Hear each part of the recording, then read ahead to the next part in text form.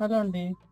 ఇప్పుడు బాగా ఎండలు మండుతున్నాయి. ఈవినింగ్ అయ్యేటప్పుడు చల్లబడుతుంది. కానీ మనం ఏదో ఒకటి మొక్కలకి ఫర్టిలైజర్ ఇవ్వాలి కదండీ! ఇదిగోండి ఇట్లా విరిగిపోయినాయి పాలు.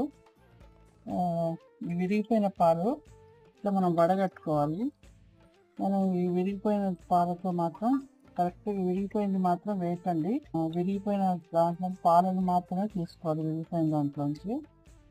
ఈ విధంగా మనం తయారు చేసుకొని చూడండి.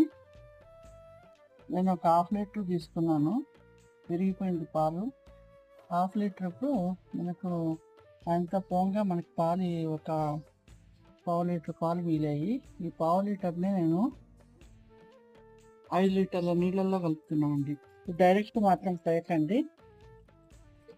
ఇట్లా డైల్యూట్ చేసుకొని మొక్కలకి ఇస్తే మంచి ఫలితాన్ని ఇస్తాయి మనకు.